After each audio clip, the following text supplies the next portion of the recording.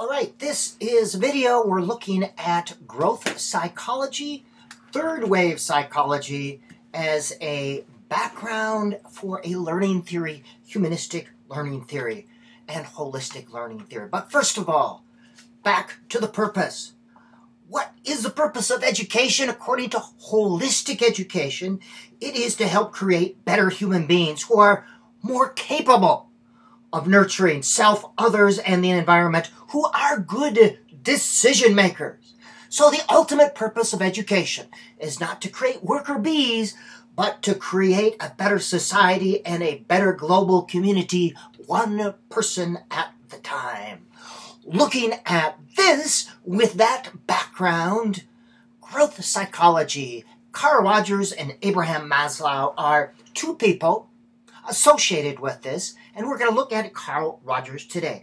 Growth psychology, they studied healthy people and asked why, instead of looking at sick people and asking why not.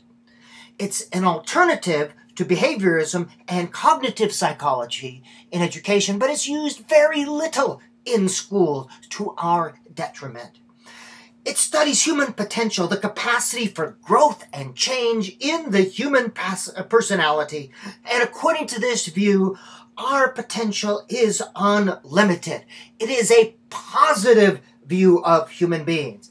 According to this psychology, this theory, that humans have the capacity at all levels to expand, to develop the self. They desire growth and development that goes beyond normality. You are capable of rising above external stimuli, instincts, and childhood conflicts, of becoming all that you are capable of. That is our natural state. However, this process requires effort. But again, all humans have the blueprint inside for self-actualization, self-actualizing tendencies. This force that thrusts the person forward from one stage to another, compelling him or her to grow, to evolve, to adapt. So, humans' basic motivation, a basic motivation of all people, is to realize their full potential. Self-actualization is part of that. Understanding your whole self, actualizing your total self. Evolution, upward, growth, self-actualization. And here we see a chart. This is Maslow's hierarchy of needs, and we'll get to that.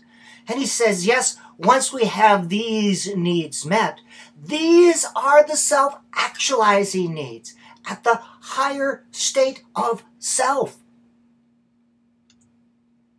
So, growth psychology, an educational theory, grows out of that.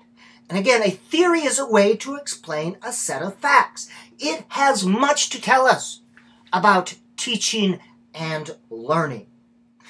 Humanistic learning theory is when educational practice then is aligned with humans' natural actualizing tendencies. When we align education with that natural tendency to grow, to find out, to learn, humans learn more and learn more efficiently and effectively. Another part of humanistic learning theory is, of course, that we should engage the whole human being, not just the brain and the spinal cord. All right? This has been part one, where we've had just an overview of growth psychology and how it relates to educational learning theory.